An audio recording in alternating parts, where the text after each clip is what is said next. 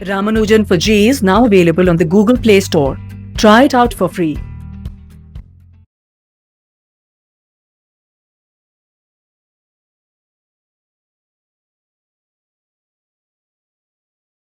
Today's class is going to be about gravitation, but before gravitation, I'm going to reintroduce uniform circular motion again.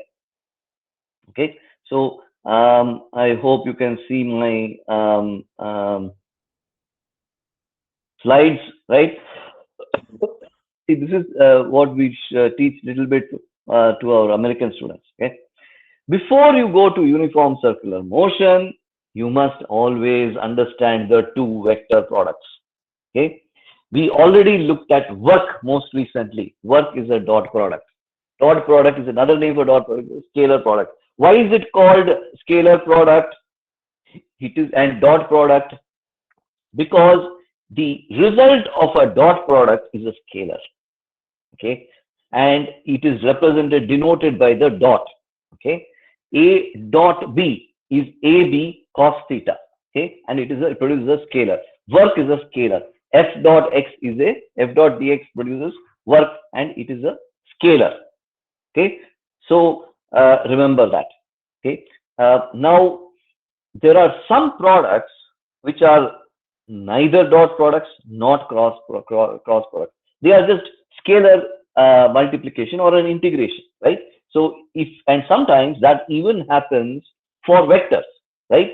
For instance, the vector known as impulse, right? dp by dt equals f, right? Integral f dt is impulse. It produces delta p, the change in the momentum of an object, right, over a period of time, right? So if you integrate f dt, right, f is a vector, dt is a scalar, right? So that is different from dot product.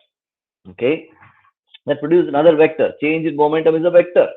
Okay, so there are multiple types, but today we are first looking at dot product. But in and dot product, as you know, has many properties. A dot B, we already discussed this.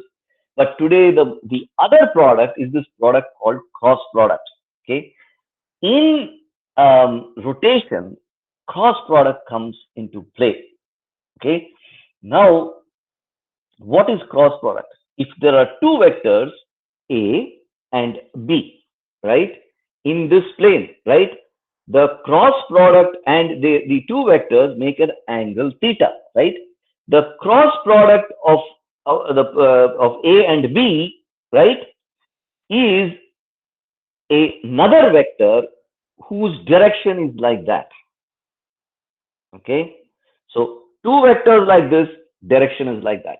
Okay, the direction of the cross product of two vectors is perpendicular to the plane of the two vectors. Okay, so if there are two vectors in the xy plane, right, the cross product will necessarily be in the z plane. Okay, so remember that is a very important idea. Okay, so because I will be repeatedly going through these cross products today and over as we go further and further into rotation. Okay, so it is the direction is calculated using the right hand screw rule. So you keep your the one I use is I keep my hand like that along A, then I go like this towards B, right? If A is like this and B is like this, I go towards B, then my right hand thumb will point to the cross product or C. C equals A cross B. You can also see here. The other rule, they call it as right hand screw rule. A to B angle theta, it is upwards. Okay, so right hand screw rule or right hand thumb rule. Okay, so that is C. Okay, so that is the cross product. And how do you evaluate the cross product of two vectors? You write this determinant, right? I times AYBZ minus BYAZ minus J times AXBZ minus BXAZ plus K times AXBY minus BXAY. Okay, so you have to know how to do this. Okay, That is very important. You should have learned by now how to evaluate a determinant. If you write a determinant I, J, K, AX, AY, AZ, BX, BY, BZ, put the thing and then you evaluate it out, you will end up with a vector whose has a I component, a J component, and a K component. So the cross product, strictly speaking, this is how you evaluate it from a mathematical point of view. Okay, and so that is the important ideas with the cross product. Don't forget cross product. Remember the direction. It is the magnitude is AB sine theta, where A is where little this A is the magnitude of A, this B is the magnitude of B. Sine theta is the angle between A and B, and its direction is N, where N is the unit vector pointing along the direction given by the right hand rule. Okay, so cross product AB sine theta. How many times can I show it so that you know, right? Right hand rule, if you want to use finger, index finger, you know, all-காட்டி விரல், index finger, right? Then middle finger, longest finger in your hand for most people, right?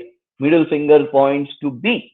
Then thumb is the direction of right hand rule. Okay, don't forget that. All right, so now what are all the rules, right? Remember the rules. A cross B is not equal to B cross A. A cross B is equal to minus B cross A. Okay, A cross A is 0. A dot A was A square, right? A cross A is 0. Distributive property applies. A cross B cross C is not equal to A cross B cross C. Okay, distributive property applies. If you multiply with the lambda, lambda is just a scalar multiplication. You can just multiply it either way, right? Now, if A is parallel to B, A cross B is 0. Okay, the cross product of two vectors, most often they cannot be parallel to each other. Okay, area of the parallelograms whose adjacent sides are A and B is A cross B, is the modulus of A cross B. All right, all right. So remember these rules. A cross B is equal to minus B cross A. I have already explained this. I cross J is equal to K. J cross K is equal to I. K cross I is equal to J. Okay, I cross J equals to minus J cross I. All right. So remember, it is not associative, right? Order matters. Okay, determinant formula. Remember all this and remember it well. Okay, see how he has evaluated it. He's writing it as a smaller determinant, right? I times A2 B3 minus B2 A3, right? Minus J times A1 B3 minus B1 A3, like that. Okay, so I have explained it many times, so now it is up to you to remember. Okay, so now I'm going to discuss the equivalence between kinematics, normal kinematics, and rotational kinematics. We discussed displacement, right? Similarly, there is angular displacement. Okay, angular displacement, if something is rotating like this, the direction of the angular displacement is like that. Something is rotating like this, the direction of angular displacement is along the axis of rotation. Okay, the merry-go-round is going like this, the direction in the horizontal plane, right? You know, the direction of the axis is up, right? If it is going like this, direction is up. If it's going like this, direction is down. Okay, so that is the angle of direction, angular displacement. The direction of angular displacement is same as the direction of this other term known as angular velocity. Okay, angular velocity is just like velocity is the rate of displacement, angular velocity is the rate of angular displacement. Okay, now there is another concept called angular momentum. Okay, angular momentum is also called the moment of momentum. Okay, if there is a body, a small body with mass m moving with a velocity v, its momentum is then mv.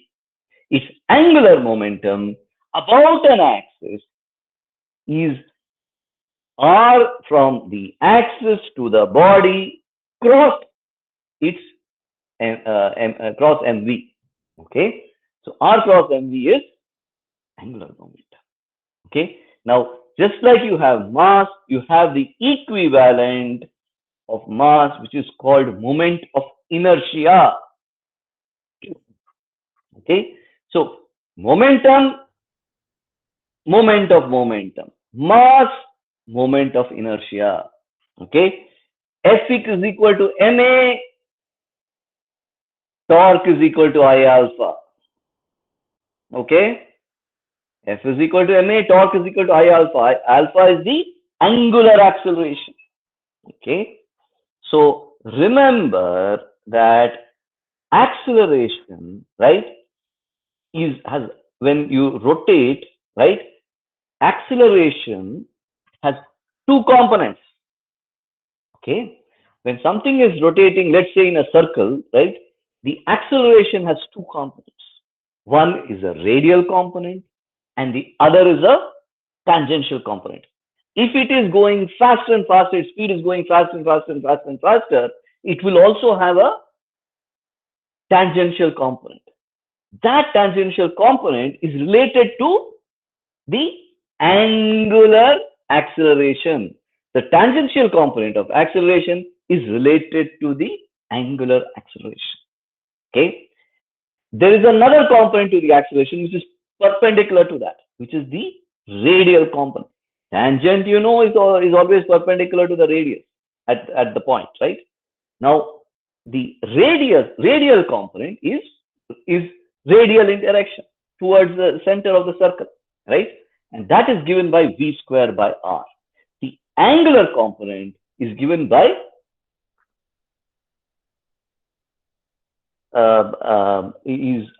alpha cross r, and it is tangential, right? So now now you have the two components of acceleration. We also have angular acceleration. Angular acceleration is related to the tangential acceleration using the formula alpha cross r. Okay, so when something is rotating, right, at where the magnitude of the velocity is constant, right, it only has a radial acceleration. Okay, and F is equal to ma applies. Okay, F is equal to ma applies. So which is the direction of the F? The direction of S always has to be in the direction of the acceleration. When something is moving in uniform circular motion, the direction of the acceleration is only radial. The direction of the force is therefore only radial. Okay, so now there is an equivalent of this term called rotation, and that is called precession, right? I don't know how many of you own a top, right? Bambaram. I don't know, in Tamil we say bambaram, you know. See, top, like if you put the top, right, and you do this and get it in your hand, it will spin, right? Then as it slows down, the axis itself will rotate, right? When the axis itself changes direction, right? Initially it will be the axis will be like this, but then, like, you know, sometimes you tap it, the axis will start rotating, right? When the axis itself rotates, it is called precession. Okay. Now the Earth, because I'm going to introduce gravitation, that's why I'm introducing here. Okay. The Earth follows a elliptical orbit with the sun at one of its foci. Okay, ellipse is similar to a circle. You can think of ellipse, you know, like an oval, right? An egg is not exactly an ellipse, but it is like an ellipse.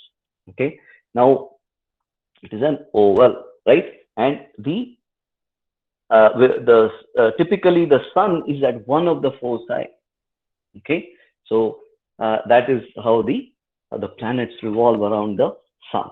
Okay, now, and essentially most planets revolve around the sun, right, rotate around the sun. Sorry, they rotate around the sun. They rotate around the sun because of the gravity of the sun. Right? Sun is huge, you know, and it is continuously attracting all these planets. Okay, and therefore all the planets revolve, and they all revolve in mostly one axis. Okay, they are in mostly one plane. Okay, so the sun is big like that, right? And all the planets, bigger circles, bigger ellipse, smaller ellipse, etc. Okay, now the axis of these planets little bit goes like this and that. Okay, so which is the sun is directly above a particular place at a time of the year. Chennai, I am from Chennai, we used to get Kattiri Veyal. I don't know if you have heard of Kattiri Veyal. Kattiri Veyal will be the month when it is hottest. Okay. Now, Agni Nakshatram, they will say, Agni Nakshatram, right? Now, what that means is during that time, the sun is directly above the earth, above not just the earth, above your location as the earth little bit wobbles. Okay, so at those months, it is hottest because the sun is directly above it. Okay, now if you look at it, it doesn't wobble fully. It wobbles only so much. Okay, that's why certain parts of the world in the night, right, they will have almost 24 hours of brightness, because it is the earth is what is that revolving about its own axis, but that axis is going up and down. So now when the axis is like this and it's revolving like this, throughout the day they will get sunlight. Okay, so the sun is always there. Okay, so even when it's spinning, right, it goes in 24 hours, it goes around once, right? So all the time, therefore, one part of the world will always be light in the North Pole during a period of the year. Okay, then the axis tilts. Okay, goes a little bit this way, and that is called the Earth's axis, also precession.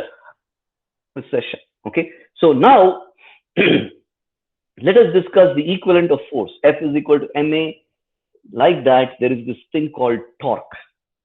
Torque is what twists, is a kind of twisting motion. When you have two forces, right? How, if I ask you to, if let's say you had a propeller like this, right? With two leaves like that, with a propeller, right? How will you make it spin? You can of course tap it one side, right? But if you tap it two sides, it will spin fastest. Okay. So then you are giving it a torque, and it will spin about a particular. Okay. Now, what is this torque? It is the moment of the force, R cross F. Okay. The moment of the force is called torque. Okay. We discussed angular momentum, moment of the momentum, R cross mv, right? And then we discussed moment of inertia, mass is like inertia, right? Now, the equivalent of force is torque. What does torque do?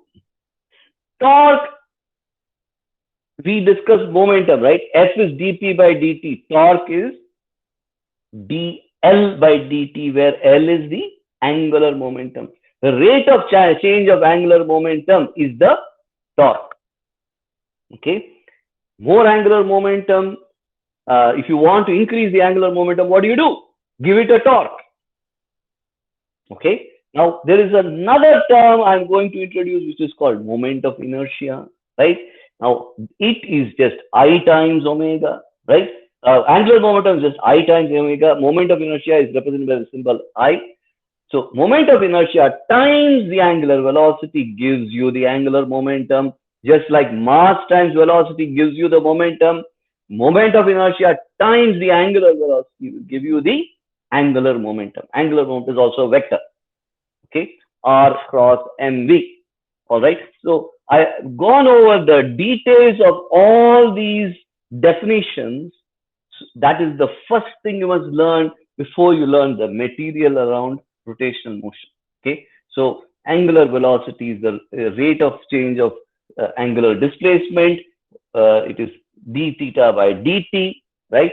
As you know, in a circle, r times r is the radius times the theta, change in the angle. When that angle is measured in radians, r times d theta is the distance covered. R times d theta is ds. R d theta is ds, where ds is the distance covered. Okay, that leads to all these other formulas. Okay, so I'm first going to give you the vector form of the formulas, right? The velocity, right, is omega cross r. The tangential velocity is omega cross r. Okay, if something is going in a circle, the tangential velocity is omega cross r. Okay, and if you can say, people just say r omega, right? Now, but remember the direction. R is radial, right? Omega is, if it's something is rotating like this, omega is like that, right? So omega cross r is the velocity. Something is rotating like this, the velocity is tangential, omega cross r is like that. Okay, so C, notice omega cross r, omega r v. Okay, if omega is like this, r is like that, v is like that. Okay, so omega cross r is v. Okay, so remember these things. Omega cross r is v, right? Remember these things. V is equal to r omega, v is equal to r omega, everybody will teach you. But v is equal to omega cross r. Remember that v, omega, and r, all three are vectors. Okay, then if something is rotating faster and faster and faster and faster, right, what will happen? Well, you will have head spin, right? You will become dizzy, tale suttal, like they say, right? Now, what leads to, when, if you're in a merry-go-round, if it goes faster and faster and faster and faster, right? That is what is angular acceleration, right? If in uniform circular motion, this angular acceleration is zero, right? The omega cross r is what? Omega cross r, you know, is v, right? Omega cross v is radial acceleration. Alpha cross r is tangential acceleration. Okay, so remember these formulas, because this is very important. Okay, acceleration has two components. If there is uniform circular motion, there is no angular acceleration. The omega is a constant. If omega is a constant, then there is no d omega by dt, right? If omega is a constant, d omega by dt is zero, right? So if omega is a constant, stays this way and stays, right, then you have what is called alpha. Then you have alpha will be zero. If omega is a constant, d omega by dt is zero, therefore alpha is zero, right? Now, but what you do have a component of the acceleration that is always radial, that is pointing always towards the center of the circle.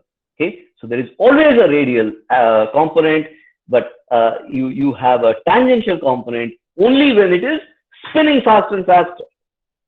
Okay, so that is when you have a tangential component for the linear acceleration. Okay, and you also have corresponding to that a angular acceleration that is changing. Okay, so remember that omega defines I times omega is also angular momentum. All right, so notice all the things I put re-emphasizing again and again and again. Centripetal force leads to radial acceleration. Okay, you want something to go faster and faster, you need to give it a torque, and you need to give it a It needs to have a tangential acceleration, and it needs to have a alpha. All right.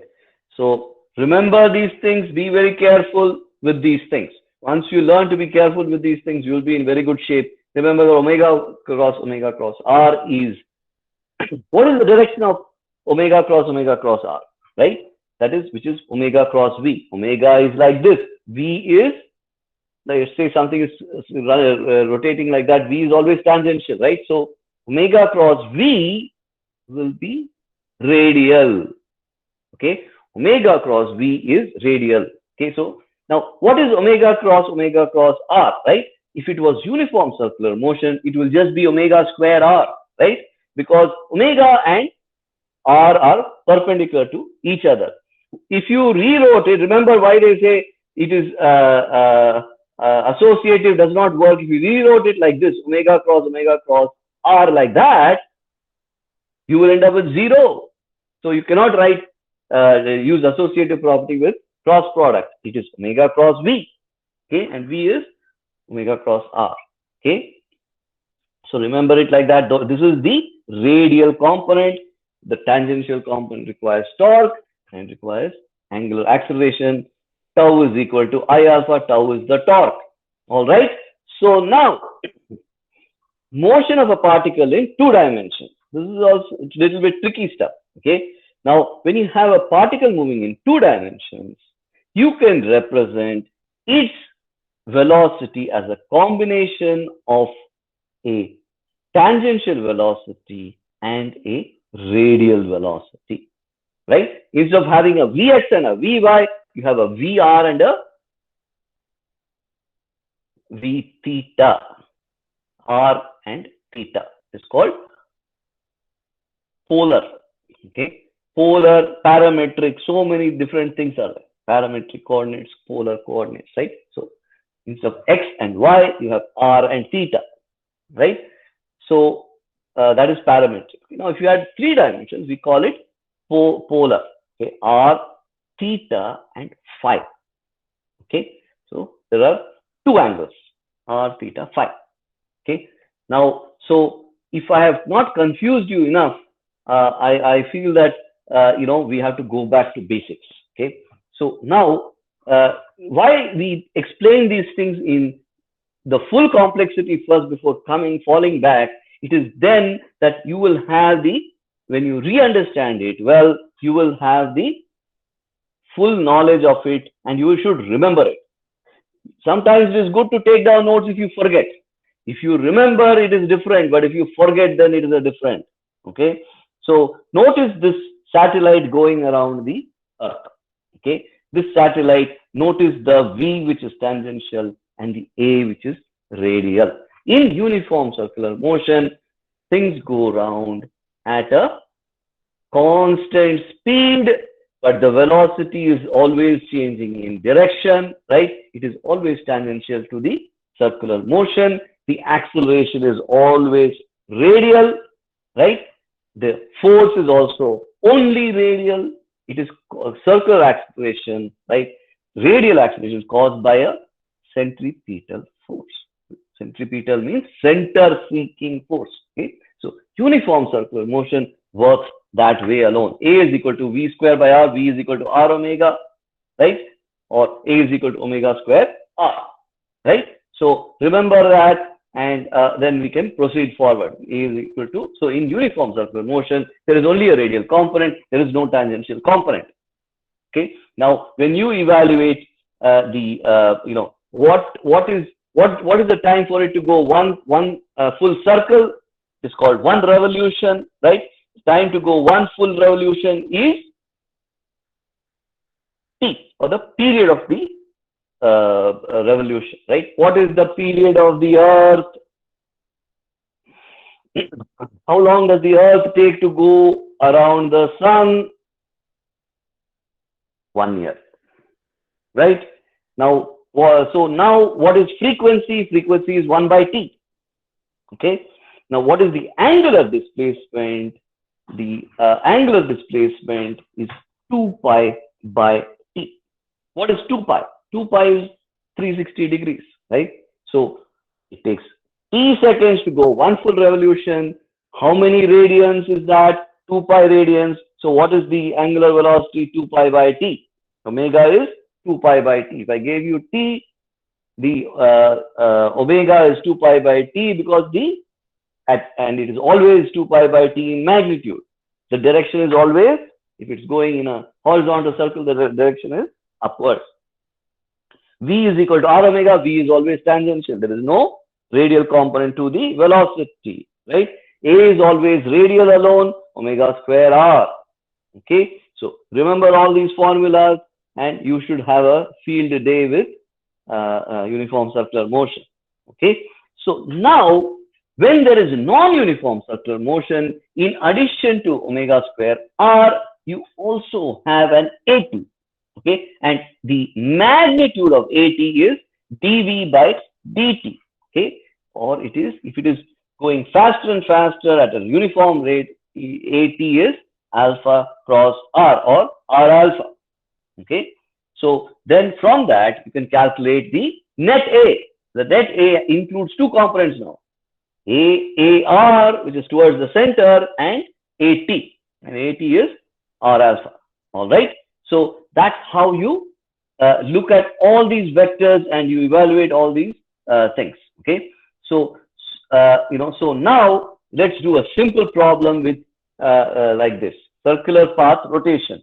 A ball of mass 0.5 is attached to the end of a string having a length of 0.5 meters. The ball is rotated in a horizontal circular path about a vertical axis. Right? The maximum tension that the string can bear is 324. Okay? The maximum value of the angular velocity is what? Right? So now he's spinning, right? So the tension, right? Now he's not spinning this way, right? If you are spinning this way, the maximum velocity that the string can bear is 324 newtons. But he's spinning it,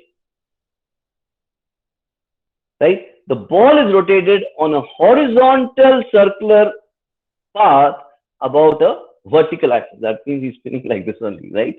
So now the maximum tension that the string can bear is 324. Okay, so the maximum value of the angular velocity of the ball. So this answer is wrong. You see, this answer is wrong, right? See, because why is this answer wrong?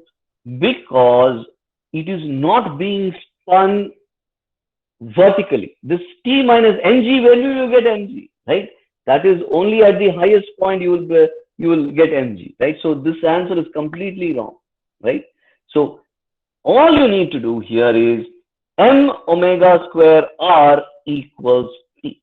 There is no the mg doesn't matter, right? Because mg is downwards. It is spinning about a horizontal circular path about a vertical axis. Therefore, 0.5 times omega square times 0.5, right, is equal to 324. 0.5 times 0.5 is 0.25 times omega square is equal to 324, right? So it is 1 by 4 times omega square is equal to 324. 18 square is 324. Therefore, it is 18 times 2, which is also 36, right? Surprisingly, the answers are similar, but that calculation this is not correct. Okay, this is not correct. Okay, that's how you get exactly 36. 18 times 2. M omega square r equals t. All right. So rigid body dynamics. V is equal to omega cross r. At is equal to alpha cross r. Ar is equal to omega cross v. Okay, and angular momentum. Right. So now the relationship between torque and angular momentum is same as the relationship between force and linear momentum. Torque is the equivalent of force. Okay, dl by dt is equal to tau. Okay, Now, why is dr by dt cross t equal to 0? Dr by dt is velocity. T is mv. V cross mv will be 0. A cross A is 0. Right? Therefore, dl is just equal to r cross dp by dt. Is therefore it is r dp by dt is f. Okay, so tau is r cross f. When you have r cross something, we call it the moment of that. So it is called moment of the force. Angular momentum is the moment of momentum, r cross p. Torque is the moment of the force, r cross f. Remember, f is equal to dp by dt, right? So these are all the rotational equivalents of linear motion. Okay, so torque is tau is equal to r cross f is equal to I alpha. All right. So now you also have conservation of angular momentum, right? If there is no external force, then you have conservation of angular momentum, or if the cross product goes to 0, right? So those are all very important. dl by dt equals tau external. The internal forces will all cancel out. Okay, so remember these ideas. Okay, so now when we discuss mechanical equilibrium, you will end up with two kinds of equilibrium. Translational equilibrium, which means that the net force is 0. What is mechanical equilibrium? It means something is at rest or going at uniform velocity, right? So that means dp by dt is equal to 0, right? If there is no net force. But in addition to translational equilibrium, it is also not rotating, right? So in addition to Fex equals 0, the torque is also 0. As a result, dl by dt will also be 0. There are some cases where you will have linear motion, right? If you just move something faster, about some axis, you will have no rotation. Therefore, you will have rotational equilibrium, but not translational equilibrium. Okay, so remember that also.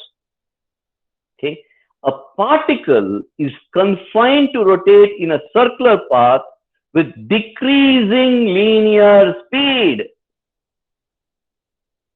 Notice the language. I have spoken now for a long time. That which of the following is correct? Angular momentum is conserved above center. No. Only the direction of angular momentum L is conserved. Yes. Right? Why is angular momentum? Why is one false? Which of the following? Why is one not correct?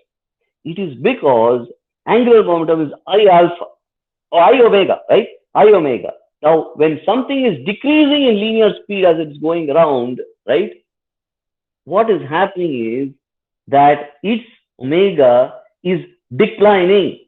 If omega is declining, necessarily I omega is, think of I as a just constant. Okay, I omega will also go down, but the direction stays the same if it is going in a circular path like that. So it's going faster or slower, the direction of the rotation is the same.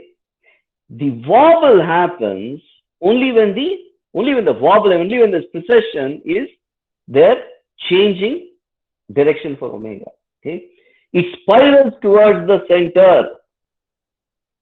Particles confined rotate in a circular path with decreasing linear speed, spirals towards the center. Well, you can't say that for sure.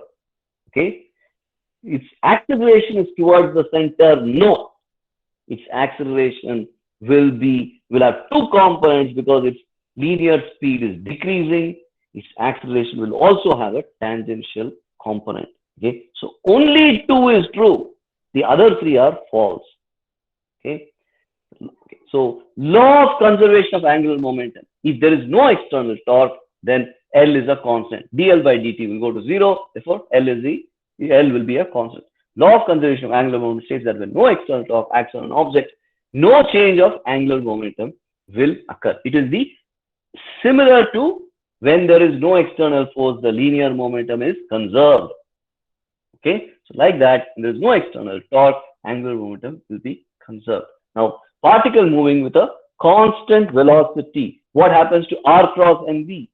Right? R cross mv will be the same because the R keeps changing, right?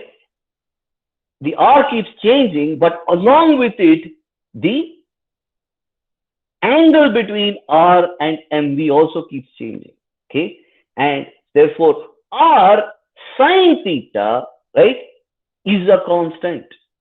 Okay. So from this, if it was going in a linear, moving with a constant velocity, this will be a constant. This is R sine theta, right? And MV is also constant. Therefore, the angular momentum is a constant both in direction and in magnitude. Okay, not it is not straightforward to note this.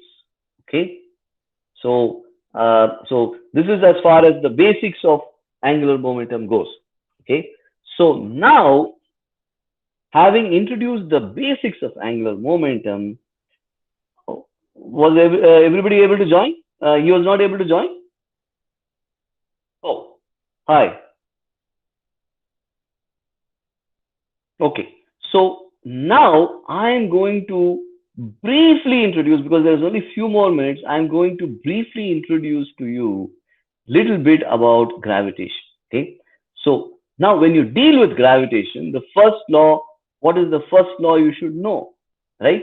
You deal with gravitation, there are many laws. Okay, gravitation has history, there is a lot of history in gravitation. Okay, so okay, now when we study gravitation, right, I hope you can see my screen.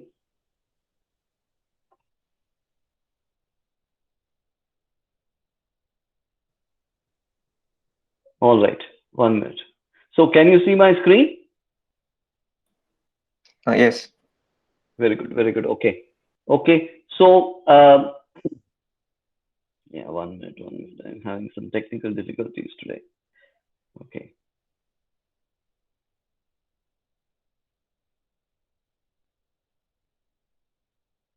Okay, let me re-add the screen. Okay.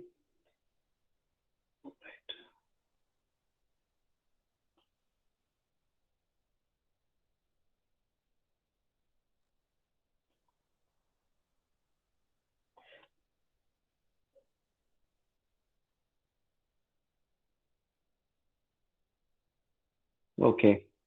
1 minute.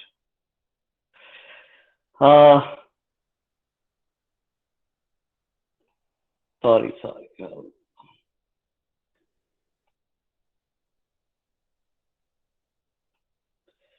Okay, let me try one more time.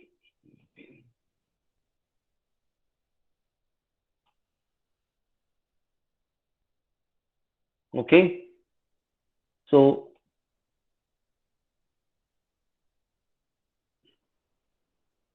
all right.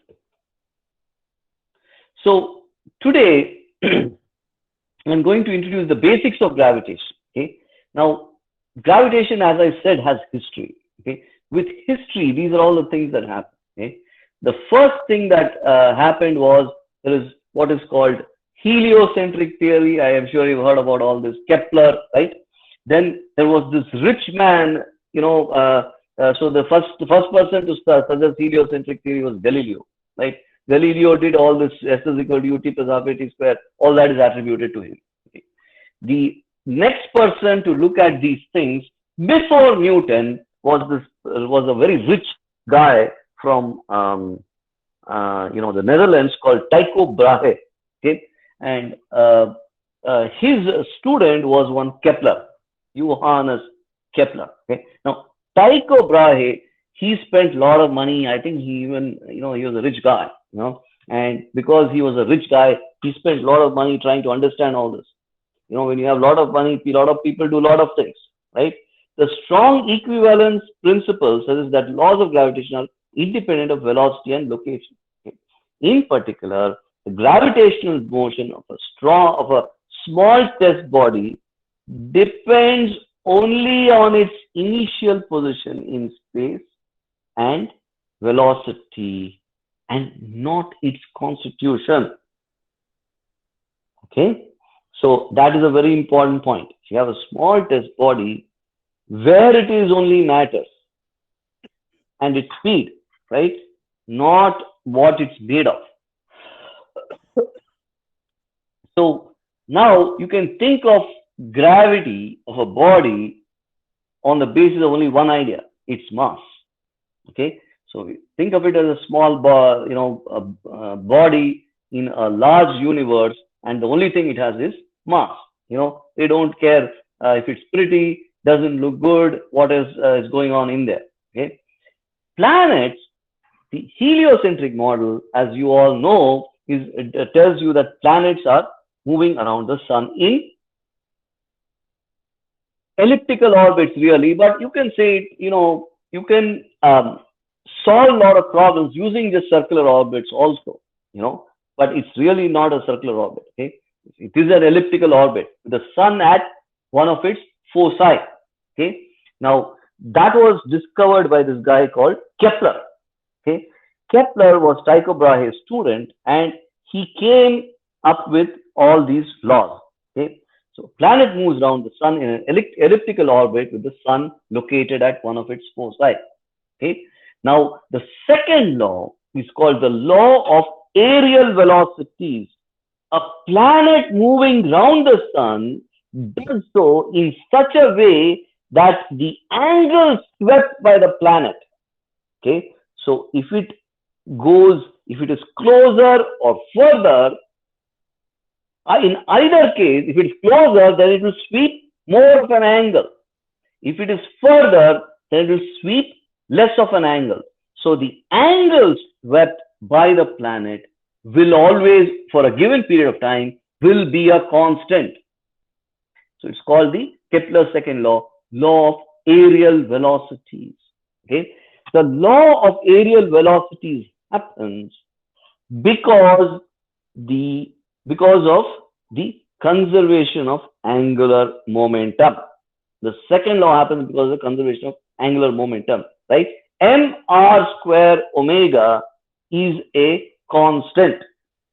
Okay, mr square omega is a constant. What that means is r square times omega is a constant. R square times omega is what is pi r square? Right? Pi r square is the area of a circle, right? Now, r square times omega, right, gives you if you had a circle, right, what will r square times omega give you? It will give you the aerial velocity covered. Okay, so that is very straightforward. Okay, now if you have a body, its moment of inertia is mr square. Okay, r square dm, integral r square dm, or mr square, right?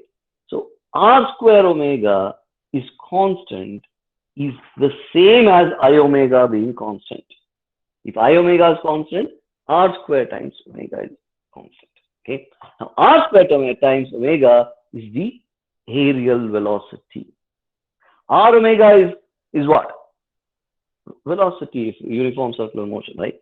Now, r square times omega will give you the aerial velocity. When we say aerial velocity, we mean AREAL, area covered.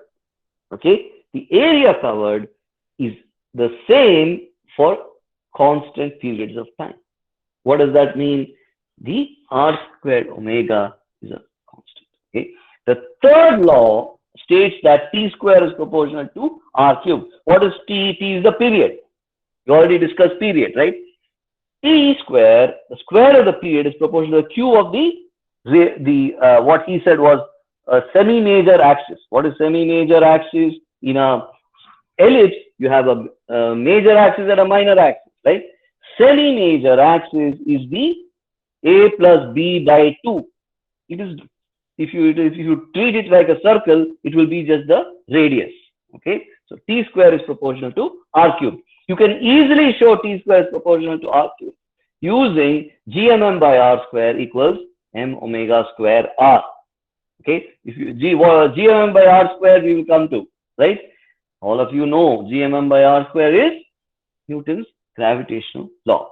Okay, so Kepler's first law, orbits are elliptical with the sun at one of the foci. Kepler's second law, the aerial velocities A1 will equal A2. The angle subtended, right, will always be the same, right? In uniform circular motion, what happens? The angle subtended are the same, and the radius stays the same. Therefore, r square times theta will be constant for given times, right?